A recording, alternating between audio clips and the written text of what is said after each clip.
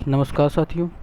चुनाव का रिजल्ट आ चुका है जिसमें 5 राज्यों में 4 में बीजेपी की सरकार और 1 में आम आदमी पार्टी की सरकार बनी है और कांग्रेस और बीएसपी की बड़ी हार हुई है।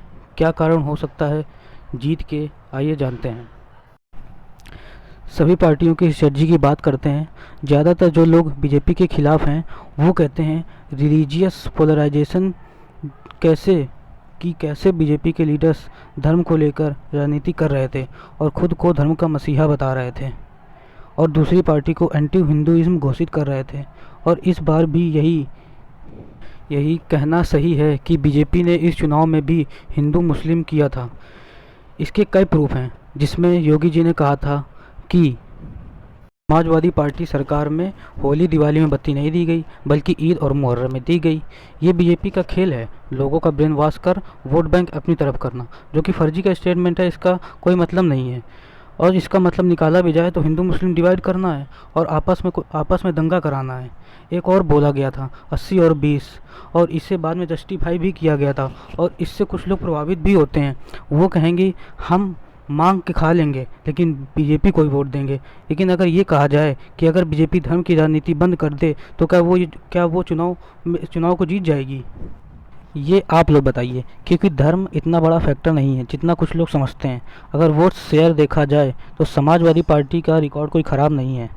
समाजवादी पार्टी 32.6% और बीजेपी 41.29% वोट शेयर है।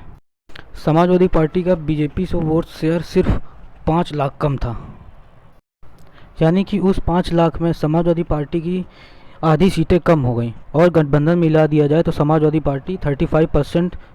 पार्टी की सीटें 35% हो जाएगी, यानी बीजेपी से सिर्फ 7% कम, यानी टक्कर बराबरी का था।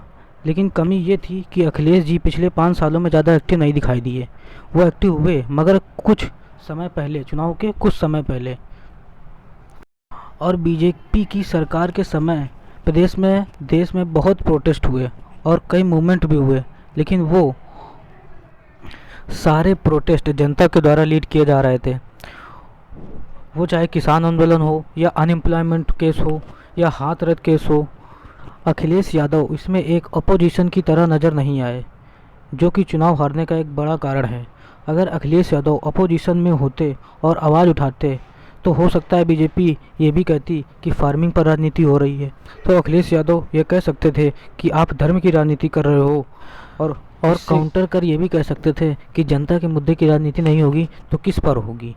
मगर वो एक अपोजिशन की तरह नज़र नहीं आए और अफसोस कि विपक्ष ने ऐसा नहीं किया। और समाजवादी पार्टी को सभी लोग जानते हैं कि ये जातिवाद समीकरण करते हैं, मुस्लिम यादव, जिसमें काफ़ी सच्चाई भी है। अगर समाजवादी पार्टी को जीतना है आगे समय में तो उसे कास्ट वाली इमेज को तोड़ना पड़ेगा। और दो पार्टी की बात करते हैं, कांग्रेस बीएसपी, इनका अस्तित्व खतरे में नज़र आने लगा है। हम सभी को पहले से ही मालूम था कि इनकी सरकार तो कहीं से नहीं बनेगी, लेकिन फिर भी बीएसपी ने 13% और कांग्रेस ने 2% वोट शेयर ले गई। इसमें अखिलेश जी को केजरीवाल से सीखना चाहिए। जैसे केजरीवाल कहते हैं कि आप कांग्रेस को वोट देकर वोट खराब मत कीजिए, आप मुझे वोट दीजिए। इसी तरह अखिलेश यादव को भी यही कहना चाहिए था कि आप कांग्रेस को वोट मत दीजिए, आप मुझे वोट दीजिए। इससे अखिलेश यादव जी 12 से 15% वोट अपनी तरफ कर सकते थे, लेकिन उन्होंने इस पर ध्यान नहीं दिया। और अब बात करते हैं बीजेपी के जीतने की वजह। उनकी जीतने की बड़ी वजह यह है कि उनके पार्टी के लीडर हमेशा एक्टिव रहे और उनका जो संघ परिवार है आरएसएस, उनके लीडर भी कहीं ना कहीं दिखाई पड़ जाते थे। और बीजेपी के सबसे बड़े चेहरे मोदी जी, जो कि अपने चुनाव अभियान में हमेशा सक्रिय रहते हैं और इसका फ़ायदा भारतीय जनता पार्टी को देखने को भी मिलता है। और भारतीय जनता पार्टी वो अपने समय के अनुसार तुरंत बदल जाती है। जिस तरह से उसने अपने चुनाव के पहले तीनों कृषि कानूनों को वापस ले लिया और किसान सम्मान निधि योजना की शुरुआत करी। और एक कारण है फ्री राशन, यानी 15 करोड़ लोगों को फ्री राशन बांटा गया और जो कि ये स्कीम सक्सेसफुल साबित हुई।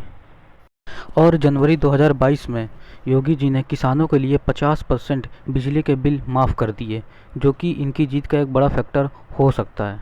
और अगला पॉइंट है अगले विषय में बात कर लेते हैं इनकी गोदी मीडिया।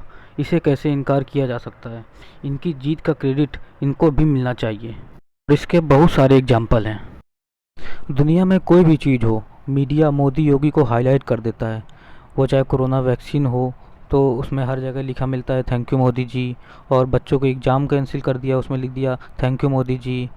और चंद्रयान लॉन्च किया, उसमें भी thank you Modi ji. Ukraine में युद्ध हो रहा है, उसमें भी थैंक यू मोदी जी। और वो भी ये सब इंडियन मीडिया के अकॉर्डिंग है। इससे जाहिर से पता चलता है कि ये मीडिया बिकी हुई है। इसके अलावा इनका एक सटल प्रोपागेंडा होता है जो कि किसी को नहीं दिखता है, जो कि सिर्फ एक पॉलिटिशियन ही उसको समझ सकता है। आप यूपी के सीएम को ही देख लीजिए। योगी जी ने एक स्टेटमेंट दिया कि यूपी इंडिया का सबसे बेस्ट स्टेट है, जो कि बाद में बिल्कुल सरासर गलत साबित हुआ और मीडिया भी उसे छुपा कर रखती है। और जो नासमझ होते हैं वो इन सब बातों से प्रभावित भी हो जाते हैं। इनकी मार्केटिंग एक पत्थर की तरह है जो कि इन्हें सोने में बदलता है। और एक एग्जांपल मैं आपको देता हूँ कि कुछ समय पहले राम मंदिर को लेकर एक स्कैम हुआ। ये शायद सभी को नहीं मालूम होगा, लेकिन ये मालूम होगा कि बीजेपी कहती है हिंदू तो खतरे में है और लोग प्रभावित होकर मान भी लेते हैं। और वो स्कैम ये हुआ कि वहाँ जो ज़मीन थी उसे 2 करोड़ की जगह 18 करोड़ में ख़रीदा गया बाय द राम मंदिर ट्रस्ट। ये आरोप लगाया गया था बीजेपी के लोगों के ऊपर, जो कि सच भी था। और फिर राफेल स्कैम भी हुआ और पीएम केयर स्कैम हुआ। लेकिन ये बताइए क्या कि मीडिया ने इसे अपने टीवी चैनल पर कितना चलाया।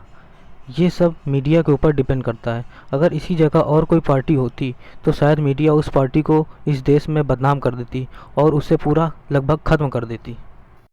यहाँ पर बहुत बड़ा स्कैम हुआ था, वो भी अपने धर्म को लेकर, राम मंदिर को लेकर, और वो बीजेपी के द्वारा किया गया, जो कि अपने आप को धर्म का बहुत बड़ा मसीहा बताती है। हम लोग आज भी 2G स्कैम के बारे में जानते हैं, जो कि कांग्रेस की सरकार में हुआ था। एक्चुअली में वो एक एलाइड स्कैम था जो कि प्रूफ नहीं हो पाया है। और 2017 में कोर्ट ने भी कहा था कि 2G स्कैम का कोई प्रूफ नहीं मिला है। इसका ये मतलब नहीं कि कांग्रेस सरकार में स्कैम हुए नहीं, बहुत स्कैम हुए जिसे मीडिया ने खूब चलाया और कांग्रेस को बदनाम कर दिया। और यही मीडिया अगर किसी और पार्टी के लिए बिका होता तो राम मंदिर का स्कैम वो दिन भर अपने चैनल पर चलाता। और आप इमेजिन कर सकते हो कि बीजेपी के चांसेस कितने गिर जाते अगर लोगों को ये पता चल जाता। यहाँ पर ये उदाहरण है गोदी मीडिया का, जिसने बीजेपी की जीत में अपना बहुत बड़ा इम्पोर्टेंट रोल प्ले किया है। और बीजेपी को चुनाव जिताने में और धर्म को लेकर अफवाह फैलाने में गोदी मीडिया ने बहुत इम्पोर्टेंट रोल प्ले किया है। टीवी पर कई डिबेट चलाई जाती हैं जिनमें हिंदू मुस्लिम छुपा होता है। और उसी को देखते हुए अब भारत में लोगों का ब्रेन वॉश भी हो चुका है धर्म को लेकर, या यूँ कहें कि बीजेपी धर्म का एजेंडा चलाने पर सफल हुई। एक रिपोर्ट का दावा है कि बीजेपी और अदर पार्टियां जैसे AIMIM, असदुद्दीन ओवैसी की पार्टियां अगर हिंदू मुस्लिम करती रही तो आने वाले कुछ समय में देश में बहुत बड़ा भीषण गृह युद्ध होगा हिंदू मुस्लिमों को लेकर के। और हम पढ़े लिखे लोग धर्म को लेकर मूर्ख बन रहे हैं। बीजेपी और उसकी मीडिया यही सिद्ध करने में लगी रहती हैं कि विपक्ष में जितनी भी पार्टियां हैं वो एंटी हिंदू हैं और मुस्लिम समर्थक हैं। और अधिकतर मूर्ख लोग इससे मान भी लेते हैं। और हिंदू की सिर्फ एक ही ठेकेदार पार्टी है, वो है बीजेपी। और कुछ लोग इसमें फंस भी चुके हैं जो कि एक्चुअली में इसे सच मान रहे हैं। ये सब तो ठीक है, विपक्ष की पार्टियां हर मुद्दे पर फाइट कर सकती हैं, लेकिन इस गोदी मीडिया से कैसे बचा जाए, इससे कैसे फाइट किया जाए, ये हमें केजरीवाल जी से सीखना चाहिए। 2015 में कहा गया था कि केजरीवाल एक नक्सल है, आतंकी है। 2020 में भी कहा गया था, 2020 के चुनाव में भी कहा गया था, 4-5 दिनों पहले कहा गया चुनाव के कि वो आतंकवादी है। और 2022 के चुनाव में भी अभी कहा गया कि केजरीवाल खालिस्तानी है। गोदी मीडिया इस पर नैरेटिव बिठाने की कोशिश कर रही थी, लेकिन वो सफल नहीं हो पाई। और केजरीवाल जी समय रहते सीख गए कि कैसे गोदी मीडिया का जवाब देना है। बीजेपी की जीत का ये भी बड़ा कारण है नो अदर चॉइस। बहुत से लोग भारतीय जनता पार्टी की दिक्कतों को, फॉल्ट को मान भी रहे हैं कि हाँ बेरोजगारी बहुत है, महंगाई भी बहुत है, लेकिन वो धर्म के ब्रेन वॉश में फंस चुके हैं। और ये भी बात सही है कि समाजवादी पार्टी की सरकार में, समाजवादी पार्टी गवर्नमेंट में गुंडागर्दी बहुत थी, जो कि बीजेपी में ख़त्म हुआ, जो कि एक सच है। बाकी अगर कोई ठोस डाटा देखें जिसे भारतीय जनता पार्टी की सरकार में सही कार्य हुआ हो, तो ऐसा कोई ठोस डाटा नहीं मिलेगा। जीडीपी समाजवादी पार्टी की सरकार में बेहतर थी और क्राइम रेट बीजेपी में कम है कंपैरिजन एसपी गवर्नमेंट। प्रशांत जाखी जी की एक बुक है जिसे मैं आपको सलाह देता हूँ कि आप लोग ज़रूर पढ़ना, कि कैसे बीजेपी धर्म का झंडा फैला रही है और हाउ बीजेपी विंस, वो कैसे चुनाव को जीत रही है। और अब पंजाब की जीत की बात कर लेते हैं। वहाँ पर सारे बड़े नेता धराशायी हो गए हैं, वो चाहे कैप्टन अमरिंदर सिंह जी हों या चरणजीत सिंह चन्नी जी हों या नवजोत सिंह सिद्धू जी हों, सभी बेकार हो गए केजरीवाल जी के सामने। क्या कारण है इसका? सबसे पहले कोई धर्म की राजनीति नहीं की, जिससे लोगों ने धर्म जाति को वोट नहीं दिया। और असलियत में जो उनका काम है आम आदमी पार्टी का, वो दिखता है। वो चाहे स्कूल हो, स्वास्थ्य व्यवस्था हो, अस्पताल हो, बिजली हो, पानी हो, ये उनका तरीका है चुनाव लड़ने का, जिसमें वो अपने काम को दिखाते हैं और वो सफल भी होते हैं।